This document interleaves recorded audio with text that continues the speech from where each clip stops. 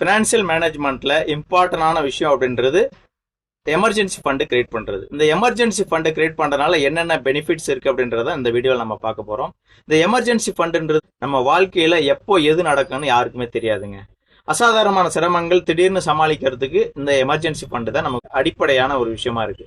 So emergency ஃபண்டை create பண்றதுக்கு ஒரு 5 விஷயம் நம்ம ஃபாலோ பண்ணணும். ஃபர்ஸ்ட், நம்மளுடைய மாத செலவு முதல்ல கணக்கிடணும். அது கணக்கிட்ட பிறகு 3 மாதத்துல இருந்து 6 மாதத்திற்கு தேவையான ஒரு தொகையை நம்ம எமர்ஜென்சி ஃபண்டா கிரியேட் பண்ணோம் அப்படின்னு. ஆரம்பத்துல நமக்கு குறைவான தொகையை உங்களால் எடுத்து வைக்க முடிஞ்சாலும் பரவாயில்ல, நாளடைவில் இதை சேர்த்து எடுக்கிறதுக்கு முயற்சி பண்ணுங்க. 3வது விஷயம் பாத்தீங்க அப்படின்னா, இதை எளிதில் அக்சஸ் பண்ணக்கூடிய ஒரு ஸ்பெஷல் அக்கௌண்ட்ல மெயின்டைன் பண்ணுங்க. உதாரணத்துக்கு 1 மாதத்திற்கு தேவையான தொகையை லிக்விட் கேஷா நீங்க வீட்டுல மெயின்டைன் பண்ணுங்க. மீதி 2 மாதத்துல இருந்து 5 மாதத்திற்கு தேவையான தொகையை சேவிங் அக்கௌண்ட்ல நீங்க மெயின்டைன் பண்ணுங்க. இது வட்டி குறைவா இருந்தாலும் பரவாயில்ல, நமக்கு தேவையான எமர்ஜென்சி டைம்ல நம்ம ஈஸியா எடுக்கிறதுக்கு வாய்ப்பா இருக்கு.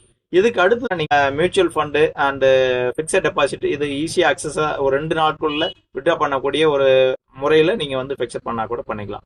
அடுத்து நம்மளுடைய செலவுகளை குறைச்சு இந்த ஃபண்டை இன்க்ரீஸ் பண்றதுக்கு நம்ம பார்க்கணும். அப்படின்னா இந்த எமர்ஜென்சி ஃபண்டுனால் நமக்கு கிடைக்கக்கூடிய பெனிஃபிட்ஸ் என்ன அப்படின்றது நான் சொல்றேன், நீங்க புரிஞ்சுக்குங்க.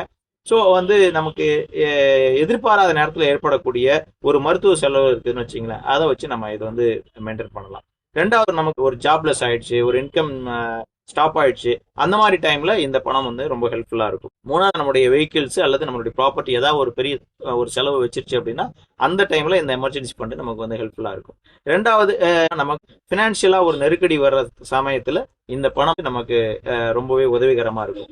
2வது, நம்ம தேவையான நேரத்துல கடன் வாங்குறத தவிர்த்திடலாம். நம்ம அவசரத்துக்காக ஒருத்தட்ட போய் கடன் வாங்கக்கூடிய ஒரு பெரிய விஷயத்த சப்போர்ட்ஃபுல்லா இருக்கும்.